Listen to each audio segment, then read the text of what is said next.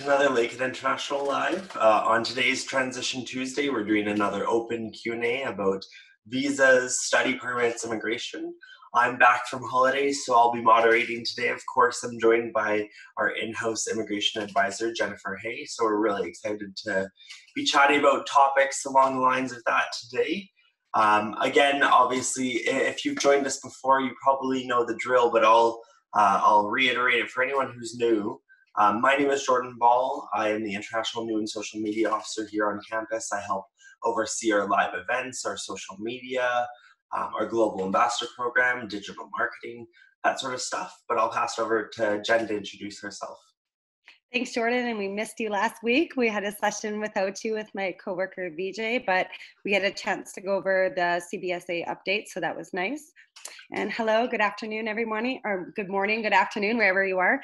And thank you for joining us for another Transition Tuesday with the immigration question. So happy that the sessions have gone well over the last month. We have a few more to go through the month of August. So glad you're here again today. Awesome. So things to remember on today's session.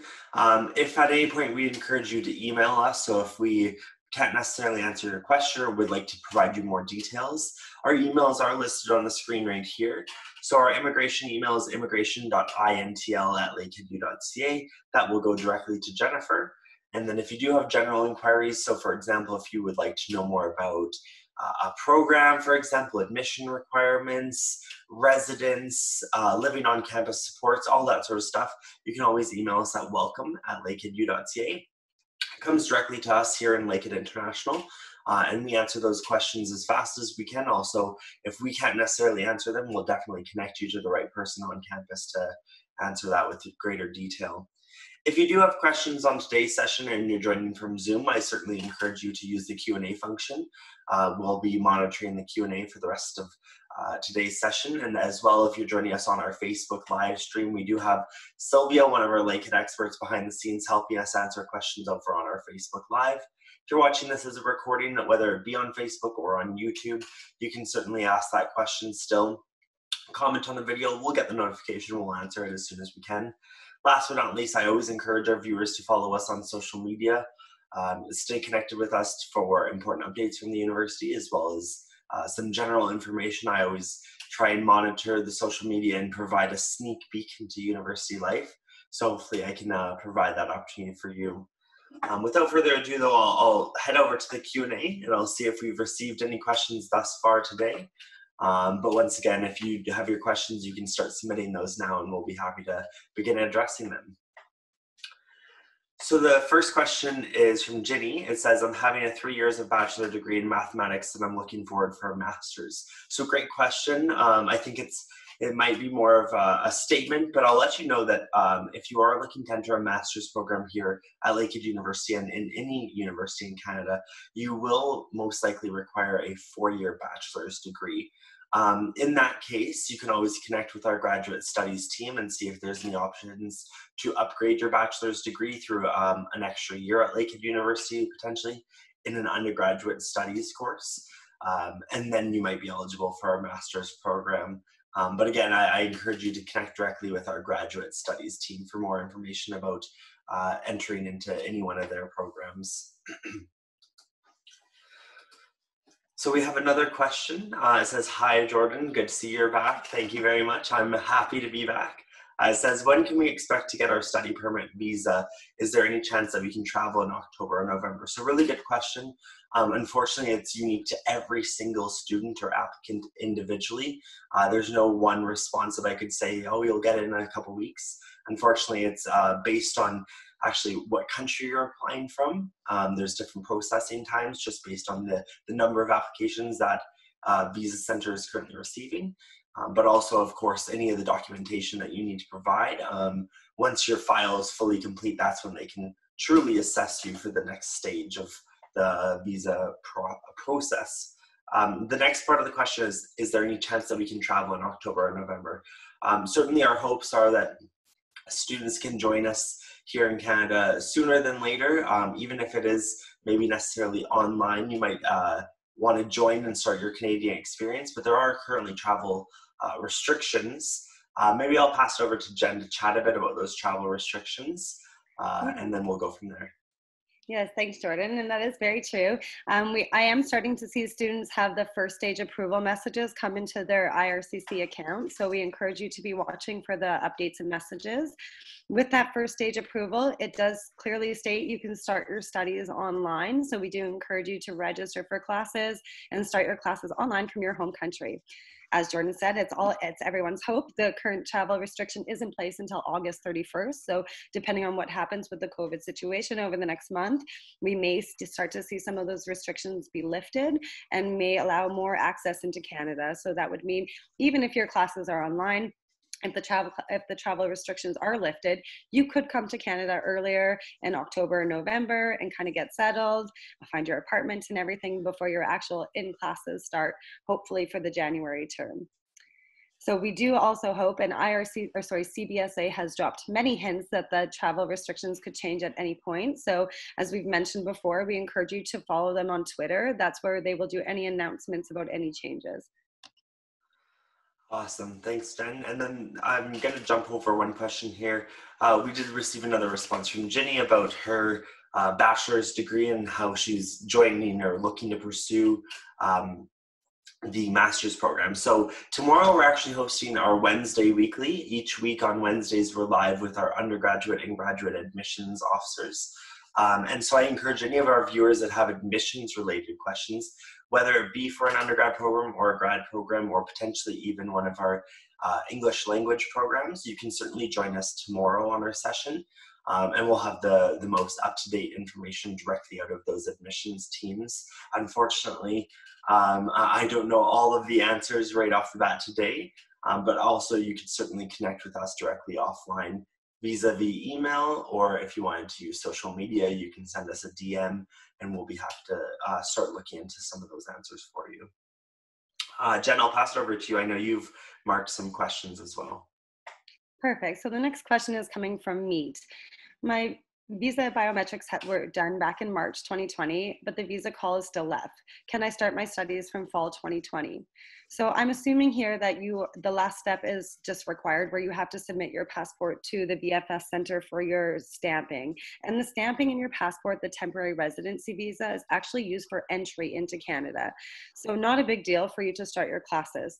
If you have received the notice to send your passport, this means your application has been approved. So you can very confidently start your classes online this fall. And again, once the travel restrictions are lifted, then you can start to plan for arrival here in Canada. I also wanted to note that I have started to see applications be approved without biometrics. So people who are in kind of limbo, cannot complete your biometrics, I'm now starting to see those applications still be approved or get that first stage approval. And again, once you have that first stage approval, you can feel quite confident that your application will be approved and you can still register and continue your courses online. And then I do have another question coming in. Could you please explain more about the travel ban? Can an international student enter Canada from the US even though he is not a US citizen? So there's a lot of parts to this question. First, right now, as a temporary resident, so any workers, students, or visitors, you have to come into Canada. The travel restrictions ban any temporary residents unless it's for essential reasons. So visitors are not allowed to enter whatsoever right now. But workers who have letters stating that they need to work in essential services can enter the country, or students who have study permit approval prior to the March 18th, 2020 date, and a letter from the school stating they must be here on campus will be considered for entry.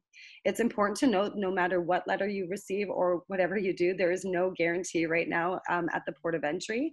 They are having very vigorous screening processes, not only to check you for health screening, but to make sure that you have a quarantine plan in place and you're able to take care of yourself, both financially and have support here in Canada for those 2 weeks that you have to stay isolated. We have heard stories that students have been refused at the port of entry that do not meet these requirements. So we don't encourage you to book any travel unless you know that you meet these requirements. And as for any new students who have applied for their study permit after the March 18th date, you should just continue your study visa process and then start your classes online for the fall. As we know, almost all first-year courses will be offered online for our students.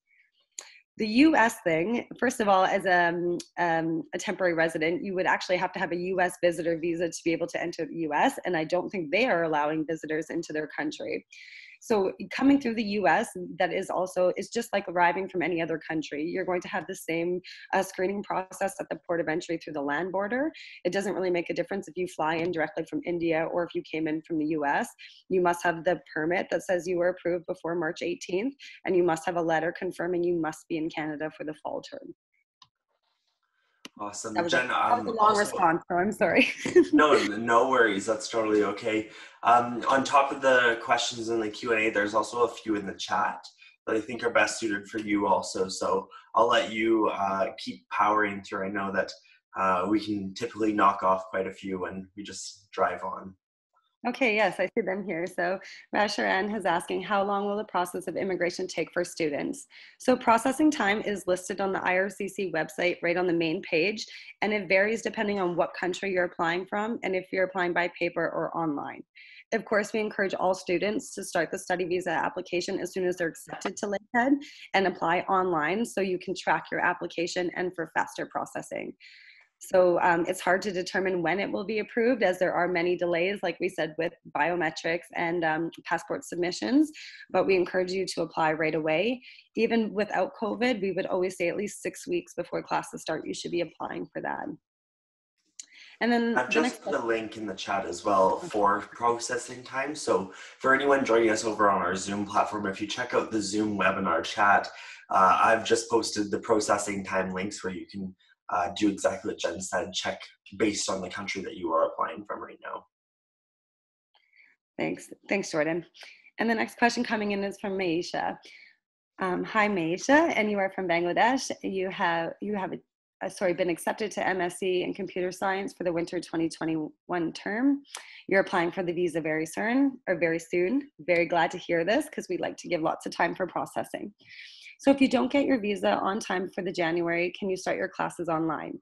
Yes, immigration has shown on the website, as long as you submit your application before September 15th, which is for this fall term, I assume it would be something like November 15th for the winter term, you will be considered, you can consider that study time towards your postgraduate work permit. So if you apply now, you should have ample enough time to get a response before December, which you'll feel quite confident that you can take your classes online. If the travel restrictions are lifted, you could, of course, come to Canada and take your courses. If not, then you would just start your classes online, as most students were doing this term. And then we do have another follow-up question. You have a visitor visa for Canada, or have received a visitor visa to Canada in early March. For a student visa, I have to go through the biometrics medical exam and processes all over again. No, you don't have to. The medical is valid for a whole year, and your biometrics would be valid for 10 years. So when they ask you those questions in the study visa application, you can say, yes, I have that, and you can just give a copy of it. You don't have to give any proof of biometrics. It's automatically recorded in the immigration system. Awesome, thanks, Jen. And then we'll hop back over to the Q&A, where we've also received a few more questions as well. All right, so another one, anonymous submission. Are there any visa changes for the students who will be joining in the winter intake, or will it be similar to that of September? So as of now, there hasn't been an announcement if the courses are online or in person for January. I know people are eagerly waiting, but I think we're all waiting to see what's happening with the current COVID situation. I can report here in Canada, things are going quite well. Here in Ontario, we've moved to a stage 3 where we've allowed all businesses have kind of resumed and been open. We don't have any large gatherings or like big celebrations at this time, and masks are mandatory in public, but we're thankful to say we haven't had any new cases, and it just continues to drop and drop throughout our country. So if this continues as planned, I would anticipate we will see more restrictions being lifted in all areas, including travel. So it's hard to say what will happen in winter right now, but we invite you to join us and watch our updates and so forth, and also to watch from updates from CBSA regarding the situation. Okay, the next question is coming from Hasham. I already submitted my application for the study permit through SDS, but unfortunately I could not submit upfront medical. However, I submitted the file of my application or appointment details. May I know how to submit the file to IRCC once the medical results are done?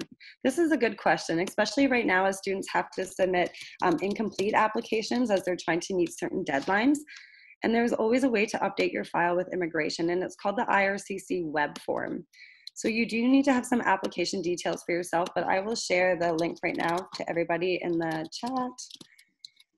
So you can just use this link here and update your file with any documents. So if you received a conditional offer, now you want to update it with your unconditional offer, you can do that. Or if you've now done your IELTS, your language requirements, whatever the document may be, you can always use that web form to update it. And as long as the application is still in progress, they will accept documents for it.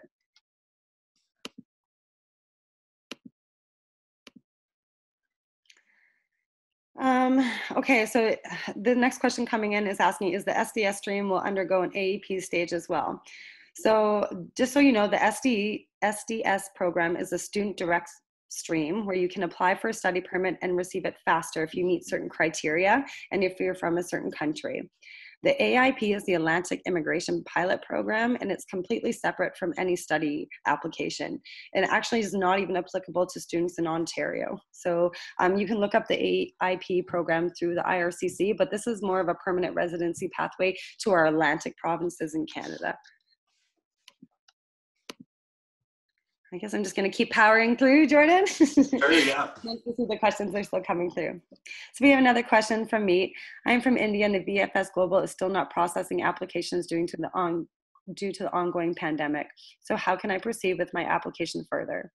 So you can still submit your study visa application online, and you may receive a request for biometrics. You cannot complete your biometrics until the centers open and start to collect again. However, as I've previously mentioned, I've already seen students receive approval messages, even though their biometrics are outstanding. And for people outside of Canada for their first time study permit, you're getting that first stage approval message. Even if your permit is approved, you do not meet the requirements to enter Canada at this point, so you will still be taking your classes online. But once the travel requirements are lifted or restrictions are lifted, you can return or plan to come to Canada. So please still proceed with your application, please apply online, and just wait with that biometrics and wait for your first stage approval message. Also, Jen, I want to hop in here and mention something. I know many students are concerned sometimes about they might see that Ontario is doing quite well with regards to the pandemic, and that we haven't seen any large uptakes in case numbers, where students think that we might move our classes back to in-person. They absolutely need to be here in a few weeks. We've already committed that any of our courses for this fall, majority of them will be online, and we won't change it last minute. We'll still be able to offer those courses to students. So if you do receive that stage 1 approval process within your visa, and then you eventually will submit those medical exams and the biometrics, at that point, you would then be able to still continue your studies from your home country online and hopefully join us in an upcoming semester here in Canada. Good. So I'm going to power through. We got a few more questions in the Q&A here, and if any other questions come up, please feel free to ask and shoot them out to RSI. So the next one comes from Devant. Hey, I applied for a visa on the 8th, which I'm assuming is in August, and it has completed 8 weeks time. So should I email IRCC to regard the status? So Jordan has already shared the processing times link. So please just check on the processing time for the online study permit application from your country. And if it says it's supposed to be processed in 8 weeks and you haven't received a response, then yes, we invite you to use that web form to ask for an update. If it has the processing time has not lapsed, IRCC is just going to respond to you saying that they're processing your application. So please wait for that time to lapse before you send any IRCC web forms in. And the next question is coming from Harman Beer. I have filed a visa yesterday, so will I be able to get my visa by December? If no, then will the winter classes be online? So I'm glad to hear that you've submitted your application. And again, you can check the processing time to make sure that you have enough time before December. Giving yourself 4 months to apply for a study permit should be ample amount of time no matter what country you're applying from. So it's nice to see that you've applied for that. For the winter courses, we again don't have any confirmation at this point. It really will continue on what happens with travel restrictions and with our university, where the classes will be held, if they'll be both online or in person, or what will happen for the January term. So please just watch the Lakehead COVID page. I know the link is at the bottom of this slide for any updates regarding Lakehead University classes. And also on a note of that, of course, as international, we regularly communicate with all of our applicants vis-a-vis email. So I always encourage our applicants to be monitoring both your Lakehead email as well as your personal email, which you use as a part of your application to Lakehead. We'll send updates to both of those emails as well as any other team here at Lakehead, such as our Student Success Center, Student Central, Enrollment Services, even your faculty. They're always communicating as we approach the term significantly closer now compared to a few weeks ago. So always checking those emails and staying up to date. We'll be sending out announcements when we hear more or once we've been able to determine the delivery method for our upcoming winter term in January 2021. But like Jen mentioned, that has not been announced yet. And of course, we're going to follow public health regulations and guidelines that are set out by the federal government as well as public health authorities here within Canada. We want to ensure the top most safe environment for our students, also our staff and our faculty members. Yes. And I just shared an update link for everybody because there's IRCC gives you updates about traveling, about biometrics, about specifically student situations. And this is kind of the main page for that. They update it regularly and it's very clear and concise on the webpage. So please keep that link for future reference so you can keep on top of any announcements. So I'll jump right back into the questions. We have another question from Devant. How do I request a biometric extension? So in that link I just shared, you'll actually see that you do not have to request any extensions for biometric. Even if you have a deadline date on your biometric instruction letter, you don't have to worry about that date as it automatically will be extended. I have even seen students have the approvals now that come through without that biometric. So I know that there obviously is going to be a plan in place for the future collection of that. So please don't stress out or please don't wait to submit your application because you cannot give biometrics. You should be submitting the study permit application as soon as you're accepted and allowing enough time for your processing. So I do see there's another question just receiving about the AIP, but we're not going to discuss the AIP today. We're really just talking about study permits and specific situations for Lakehead students. Okay, the next question, can I apply on the basis of a conditional letter? Because due to COVID, we can't go to the college or to courier the documents. So yes, IRCC has confirmed you can submit an incomplete application. They will not be able to approve the application until you can submit that final document, but you can at least get your application in and start that processing time. Again, we would encourage you to submit a letter explaining that you cannot give that final transcript or you have a conditional letter based on the fact that you can't go to your school due to COVID, and let them know that you will update the file as soon as possible. And then again, use the web form on the side to update your file and give the proof that you've got the document and now you have an unconditional offer, and you can update that file anytime while the application's in progress. And also to add on to that, Jen, for any students that are still in a situation where their current school or institution is closed and not able to, you can't simply go and pick up some of your final transcripts and get them couriered to our admissions team here at Lakehead. Our admissions teams, both in undergrad as well as grad, they have committed to actually allowing in certain situations where schools can submit official documents, and they'll accept as official documents via email. So for example, if you can connect with your school's registrar or enrollment team, and you can have them email our admissions team a copy of your transcript. Of course, it has to come directly from an official email from that institution, and then we will accept that as official, provided that we can check and verify the account that it's coming from.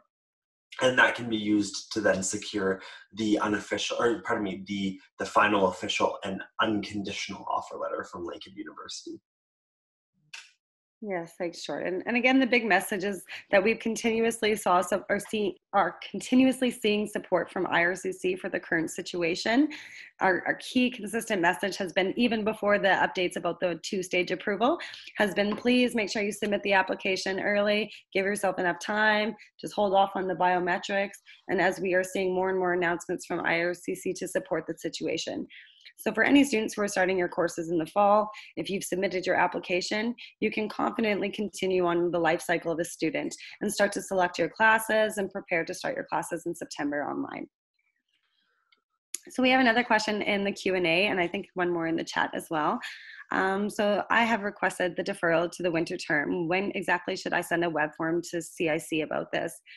So if you've deferred your admission to the winter and you've already submitted your application for your study visa, you can leave your study visa application in progress. You don't have to update IRCC.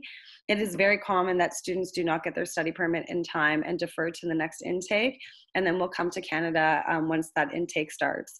So it's important to note that you cannot come to Canada more than 60 days before classes start. So even if you're approved the study permit, if your program does not start till next September, you'll have to wait to make your travel arrangements. And you also cannot start working in Canada until your classes start. So we always make sure you prepare for that arrival when the time comes. But you don't have to send a web form to them. If anything, the study permit will be issued based on the fall start date. So in the future, you may have to extend your study permit for one more semester. And that's what I'm here for while you study at Lakehead. So I'll help you with that application. For sure. And to add on to that, John, I know something that we've talked about in the past, and I know you've kind of directed students, is that if they do intend on joining us here in Canada, provided that they're able to with all of the travel restrictions, if they are joining in that 60-day period before they're starting their program, they're not eligible to start working because their academic program hasn't started. And so what we really want to ensure and what we want to see, correct me if I'm wrong, immigration officers will want to see this too, is that you'll have funding for those 60 days or that period of time where you're going to be able to afford accommodations, your housing, whether you're in a hotel or even a hostel for some of that period, or if you've already moved into an apartment, but also of course your daily living expenses. So your food on top of that, as well as any other expenses that might come up. You'll definitely want to ensure that you have that money, because like we've said, you won't be eligible to get a job just quite yet. Yes, and that is correct. And I did stress this last week in the updates from CBSA, that when we asked, like, what's the number one issue at the port of entry, and most of our students will go through the Pearson Airport, they said students having no plan, having no one to contact, or having no money. So you need to make sure that you're going to be able to support yourself. It's very sad if you meet all the requirements and you don't have a plan in place, or you can't support that 2-week isolation. And you are going to be refused entry and will be sent back home directly. So please make sure that you're meeting all these requirements. And in my 10 years of doing this advising and my own personal international travel, I have never seen the requirements so strict. So we very much urge you to make sure that you're doing all your planning and so forth properly, because we don't want any surprises as students come to the port of entry. So I did have a question, I think, that I saw come in here. Oh, do I need a separate approval from IRCC to enter Canada after getting the study permit? And do I have to send the official transcript of the English proficiency via the IELTS official email address? So the first part I'm going to answer, yes, there's more things than a study permit approval.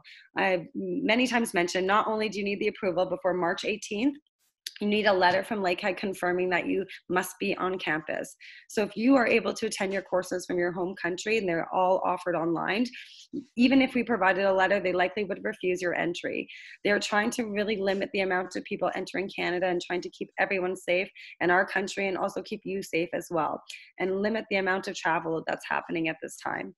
So of course, we anticipate travel restrictions will lift in the future and people can come into Canada and so forth. But during this time, you need to make sure you're checking the CBSA page, the IRCC page I just shared, which also has CBSA info. And we also have a Lakehead quarantine plan page. So you need to complete that quarantine plan and notify Lakehead that you will be coming. You need to request the travel letter. And you also need to give us the isolation plan. We do have it nicely cleared out on our webpage, so that once you complete all your arrival package, you get that notification, you fill everything out, and you can actually print that as your arrival plan when you enter the country. But as of right now, unless your permit was approved before March 18th, you cannot be considered at all for entry into Canada. So please just stay put until we get more updates from our IRCC and CBSA. And I see quite a few other questions have come in the meantime. Jenna, I'll hop in for the second part of that question. Do I have to send the official transcript of English proficiency via the IELTS official email address? So that's a really great question. Unfortunately, I'm not too sure about that one. So I do encourage you either to join us tomorrow on our Wednesday weekly with our undergraduate and graduate admissions teams. They can confirm whether or not they do need to receive that official English language proficiency results vis-a-vis the IELTS email, or if they're able to confirm those results online through their own institutional portals. But also, if you aren't able to join us tomorrow on our Wednesday weekly at 10 a.m. Eastern Daylight Time, you can certainly send an email to us at welcome@lakeheadu.ca. Give us a bit of your info, so your student ID, your Lakehead student ID, the program and level of study you're applying for, as well as a simple write-up explaining this exact question, and we'll be happy to forward that on to our admissions teams, who will then be able to get back to you directly in the email. I'll pass it back to you, Jen, though, to power through those Q&As that we just received as well. Yes, and we have a question coming in from Brenda asking if the quarantine plan page meets the needs of the port of entry. So the quarantine plan is actually a Lakehead quarantine plan. This is information that we are collecting as a student who is coming back to Canada. Again, right now, the quarantine plan is really directed to returning students who have to be here on campus physically for their labs or in-person classes. So outside of that, there's not really much anyone can do to enter at the port of entry. So our quarantine plan, again, is specific basic for Lakehead students. CBSA is going to do their own assessment at the port of entry, and our quarantine plan does not guarantee anyone's entry into the country. We do give you a checklist and all sorts of information that you need to review, but you need to make sure that you meet CBSA requirements at the port of entry. And we have shared lots of information. There's lots of information in that quarantine plan. And again, around the travel letter request. Right now, Lakehead is working to develop a protocol for the request of the letter. And my interpretation is what will happen is that students will be able to go to a web page, request the travel letter. It's going to come into the university and be verified by the appropriate faculty. And then a letter will be released before your travel date. But please note, if you don't have the study visa approval before March 18th, please do not submit a request because it will not be considered. You are not eligible to enter Canada whatsoever unless you have the approval from before March. And then we have another question coming in from Meet saying about 20 weeks for the study permit. Oh, that's a long time. And it's been about 18 weeks that you've completed the biometrics. So Meet, I would encourage you to go look in your account to see if you have that first stage approval message. And maybe please take down my email here from the left side of the slide and connect with me directly. And maybe we could take a look at your application. If you've submitted about 18 weeks ago and 20 weeks for processing, it sounds like you are probably on the right track and should see some type of approval before the end of the month. So feel free to reach out to me directly and we can kind of look into it, your case specifically. Next question, Harman Beer. So I know we've talked a little bit about this. What are the major requirements when you land at the port of entry? So you have to have the study visa approval before March 18th. You need to have a letter from the institution saying it's mandatory for you to be on campus. You need to have an isolation plan showing where you're going to stay for 14 days, how you're going to get there, and who you're going to contact or help you with groceries or medication or anything that you need. You need to have sufficient funds to support yourself for those 14 days, as you will not be able to open a bank account or have any appointments in those 2 weeks. And you also need to have your address and a contact number at the port of entry. So number one reason students are being refused, they don't meet those requirements with the letter and the date of March 18th. And they don't have sufficient supports. They don't have enough funds. They're arriving with a 20-hour layover and they cannot stay in the airport. You don't have any money for a hotel or a taxi. If you can't support yourself, then you likely would be refused entry. Ooh, are we almost done all the questions? Yes, we did receive one more in the chat, Jen. It's with regards to the additional letter that students would request directly from Lakehead University about being required to be on campus, whether it be for a certain course, the lab, research, something along the lines of that. The question is that plan being sent to IRCC, or how do I follow up on that? So, Sharon, I think you're a new student based on your questions with the admission and so forth. So I don't think, unless you have a study visa approval before March, you can't request a letter and you cannot enter Canada under the current restrictions. The restrictions are in place until August 31st. So once we have an update from CBSA and IRCC, we will let you know if the travel restrictions are going to be extended or if there will be any changes in the month of September. So you can take my email address down if you want about the letter, but if you don't meet those requirements, please do not submit a request online. So we did receive another question from Facebook. It says, hi, I've applied for a study permit on the 19th of July. Can I start my classes online for fall 2020, even if I don't receive first stage of approval? So yes, IRCC has made it very clear that as long as you've submitted your application before September, so you've submitted it in July, that you can start your classes online and still consider this time for your postgraduate work permit. Of course, you're going to feel more comfortable and confident if you have that first stage of approval. You know, there's a very slim chance of refusal after you've gotten that first stage. But it doesn't necessarily mean you need that. So you are definitely able to go ahead and register for classes and attend classes, and just keep an eye on your study visa application. And we received another question in the Q&A. This one's from an anonymous student. So it says, is there any particular rule that students have to present 21 days before the start of courses for masters? So to my knowledge, there is no rule for a particular time frame that you need to arrive or start your course before your courses start. However, if your faculty or any of your, maybe your supervisor has requested that you do join at a specific time, in this case, we are asking, and we know that our faculty members are being as flexible as possible with each of their students that they're working with, whether it be through research or through coursework, to meet some of these requirements. But to my knowledge, I would certainly encourage you to reach out directly if you've heard from any of your faculty that you need to arrive or you need to present in a certain time frame. Ask for clarification and get more details on that. And then we'd be happy to connect with you also if there's any issues in there. Yeah, the only thing I would add to that is I know some students in master's programs who accept what's called the GA or TA, which is a graduate assistant or teaching assistant.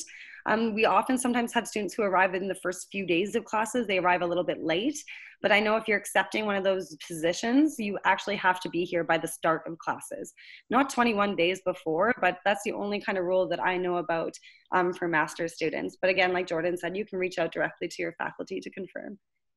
And also, just to add on to that, Jen, I know that in some cases where students are doing TAs or GAs, because of this new online reality, each student needs to work directly with whoever they're GAing under, so whether it be that faculty member, and you need to communicate and have a solid plan of what the plan is for this upcoming fall to confirm the details of that.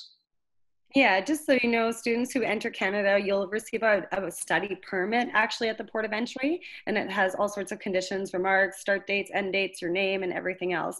And you need that document along with your passport and to be actually physically in Canada to get what's called a SIN number. And a SIN is a social insurance number. So I'm sure you may have heard this term before. And right now, our Service Canada centers are also closed, so we can't have biometrics either. So our students are doing their SIN number applications online. But please note, this is not something you can do until after you've entered Canada. And once we start to plan for people's arrival, I definitely will be there to help you. And we set up stations to get the SIN numbers issued to you as soon as possible. So our next question is coming in from Meet. Is there any chance to get a visa rejection if I've satisfied all the SDS category requirements?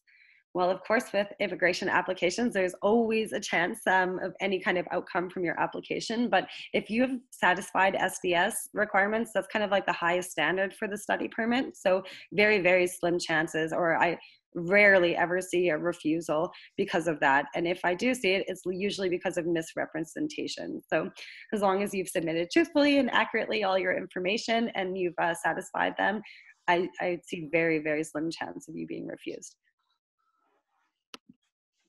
Awesome. Well, it looks like we've covered quite a few questions. We're over 20 questions now just in the Q&A and probably another 10 in the chat. I'll remind our viewers that we're online technically for another 20 minutes roughly. And so if you have any more questions, if questions arise, please feel free to submit. If you're joining us on Zoom, you can use the Q&A. If you're over on Facebook, you can certainly comment on that video. Or if this is a recording for you and you're watching it on our Facebook channel or our YouTube channel, you can comment on the video and we'll get that notification and get back to you as soon as possible.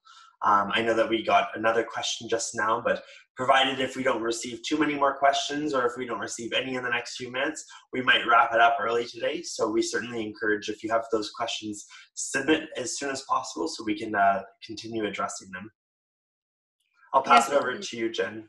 And don't forget, we'll be here next week too. Hopefully by next week, I'll be able to share the complete information about the arrival process. Maybe we will get an update from CBSA about after August 31st, what will travel look like. And again, feel free to reach out to me between the webinars if you have questions. So the next question is coming in from Hall, or Huli. I'm like, sorry, I'm blind and cannot speak today, everybody, so I apologize. And asking if the SDS has two-stage approval process for the visa. So I haven't really seen specifically for SDS any of the first stage approvals, but I am seeing it for students. So we are slowly seeing these applications being updated and more messaging coming from IRCC. SDS is a quite fast process in its own, so I'm not sure if they will have both those stages. You might just see the actual approval and the request for your passport to be submitted. But you will see when the message comes in, it says first stage approval. So if you've applied for your SDS within like the last 2-3 weeks, hopefully you will see that. And feel free to reach out to me if you do receive one. Awesome. As you mentioned, Jen, we are currently, as a university, as an institution, working on the protocol for students that do need to request that letter from the institution that says that they are required to be here in Canada to continue their studies. And as you mentioned, also we'll be live again next Tuesday.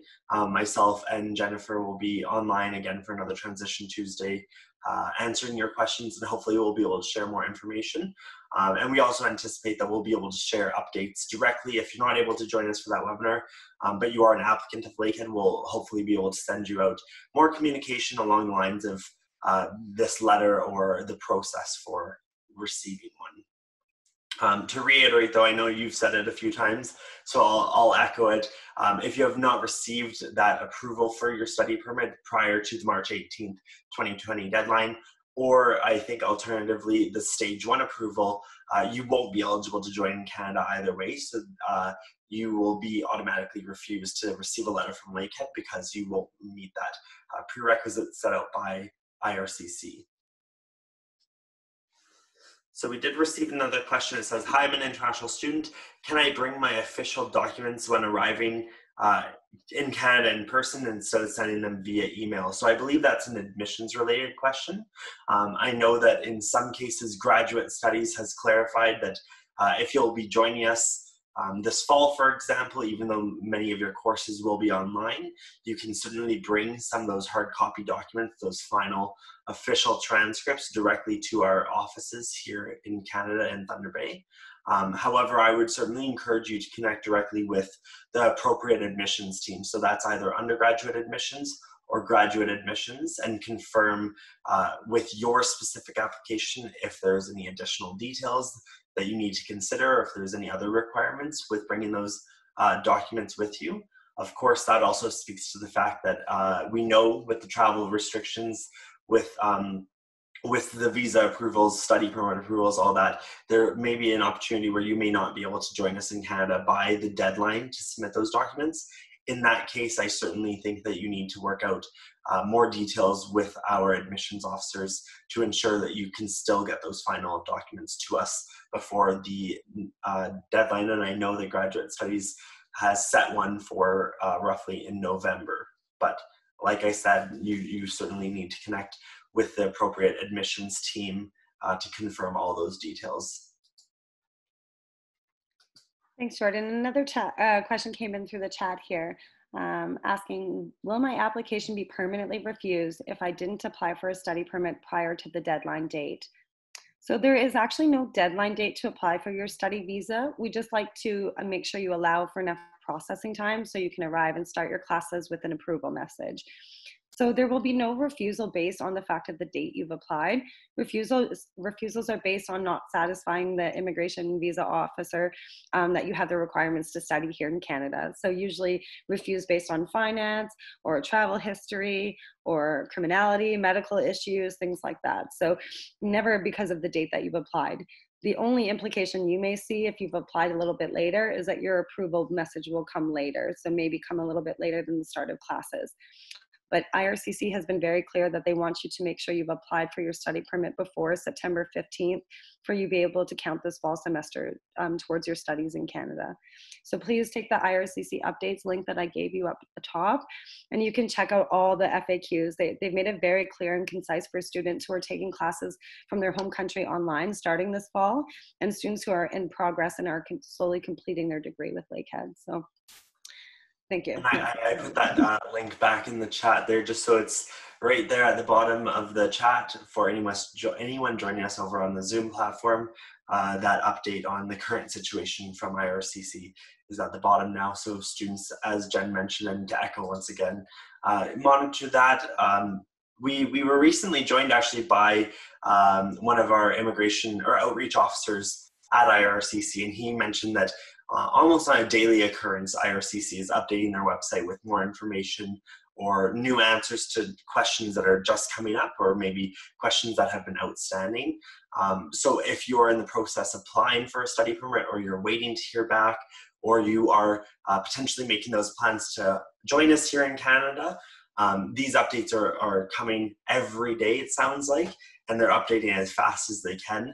So there's a responsibility to you as a student to also be aware of those similar updates and stay informed on your own end. And I know a lot of students are concerned about postgraduate work permit. I know a lot of students are coming to Canada. They want that work permit. They want to gain work experience and start a permanent residency file here for Canada. I've done it for 10 years. I know the story. I know how important it is for students. So in my discussions face-to-face and verbally written communication with IRCC, there's been nothing but approval or nothing but support from them. And in fact, they have very much confirmed that the 50% rule may change as well for students who are starting, especially if classes continue into the winter term online, as well as long as you are completing your courses in a timely manner towards towards your degree, you will still qualify for a postgrad work permit, even if you're studying outside of Canada or studying online. IRCC recognizes that a lot of people cannot even physically leave their country right now because of other travel restrictions, and they still want to support your education and your dreams as well as our educational institutions. So we'd like you to still continue to plan to be a Lakehead student. We'll still welcome you to our family, even if it is online for a little while. I think that's a good segue also into chatting a bit about our Lakehead family and the upcoming orientation that's going to begin. I know it's already began online for many students that are joining us this fall, but our international focused orientation at the very beginning of September, we have a few sessions that are hosted by both International Student Services as well as our international students themselves. I know that session is called the Peer Connect. And it's a part of a mandatory international orientation for new students. We're very excited to introduce and chat about some of the services that we as an international team can support our international students with, how we stay connected with our students, who we are, so you'll get to meet all of our advisors. Of course, you know Jen and myself. I won't necessarily be on that session, but you'll also hopefully get to meet some of our superiors that help lead our teams, whether it be our Vice Provost, James Aldridge, or Sabrina McKelleran, who is the Director of International Student Services. I'm sure you'll get an opportunity to meet them virtually on those sessions, but then, as I mentioned, the Peer Connect will be an opportunity where you're going to get to meet students that help us run our show back here. So they're a part of the Global Ambassador Program, the Peer Mentor Program. They're International Student Services student assistants, so they're actually employees with us. So we're very excited for those sessions. So if you would like to learn more about some of those orientation plans, if you are joining us this fall, I certainly encourage you to check out our online community of care. If you head to lakeheadu.ca/international, there's a tab there that says resources, COVID-19 resources for current international students. So you can start to consider yourself current international students if you're joining us this fall. You can head over to that page and there's updates about orientation. You can get more information with regards to that. I think that almost wraps up our session, Jen. I'm going to head over to my next slide just to do my typical wrap up, my plug for social media. I always encourage our viewers to follow us on social media, as it is one of my main roles to help run that. But also it's a great way to stay connected with us and hear from us about important updates, but also get a sneak peek and connect with a community here at Lakehead. So we are on Facebook, Lakehead University International. That's our main page for future students. And then hopefully you'll transition over to our International Student Life page, where it's all for current international students and the events that they'll be hosting in the upcoming semester and weeks. Within our page, though, Lakehead University International, we have a group started for the incoming class of 2020. We have over 450 members or future students on that page. I've seen some really great conversations where our students are helping each other with books, with course syllabus, all that sort of stuff, but also they're planning roommate arrangements, they're meeting friends in their classrooms already, they're meeting friends in their program, meeting friends from their home country. So it's really great to see all these sorts of unique interactions, and we're able to facilitate that. We're also on Instagram, Lakehead International. We're on Twitter, Lakehead INTL, and we're on YouTube, at Lakehead University. On our YouTube channel, I'd be remiss not to mention, there are 2 dedicated playlists to international students. So Lakehead International is the main one. It's a great way to see what Lakehead University is all about, hear from some of our students through video testimonials. And then we also have our Lakehead International Lives playlist, where all of our webinars, such as today's session, are recorded and uploaded after the fact. So this one will be up online in just a few short hours, hopefully. Some of our sessions, though, are focused on transitioning. So as a new student who may be joining us here in a few weeks, there are something called the Transition Thursday. And Transition Thursday sessions have been focused at providing resources to students that will be joining us and helping you prepare to be a Lakehead student in just a few short weeks here. I know that last week, I believe the session was preparing to packing for your travels to Canada. So I know that might be focused to a limited number of students. And if I'm not mistaken, this upcoming Thursday, we'll be chatting about budgeting and planning for your expenses as a student at Lakehead. Last but not least, I'll mention that we do have a virtual campus tour that you can take. So if you head over to lakeheadu.ca/tours, you can check out either one of our campuses in Orillia or Thunder Bay. You get a full experience of what the buildings look like, what the facilities are that you'll be studying eventually, but also you get to see the surrounding environment, so where our campuses are located. I think that once you check out either one of our campuses and you see sort of the nature that surrounds us and just the beautiful views that we have, you'll also be sold on Lakehead. We're very fortunate to get to work and see that out of our own office windows quite frequently, but as a student, you'll get to see where some of your study spaces are, some of your classrooms are, all that sort of stuff. So something always interesting to talk about. I think that brings us to the end. We haven't received any more questions. Thank you again, Jen, for joining us. We'll definitely see you next Tuesday for another Transition Tuesday. And for those viewers that had all of those admissions questions, if I wasn't able to answer them today, I certainly encourage you to join us tomorrow at our Wednesday weekly. It's 10 a.m. Eastern Daylight Time, and we'll be joined by undergraduate and graduate admissions officers, as well as myself to co-host. Other than that, I think I'll wrap it up and say, hopefully we'll see you soon.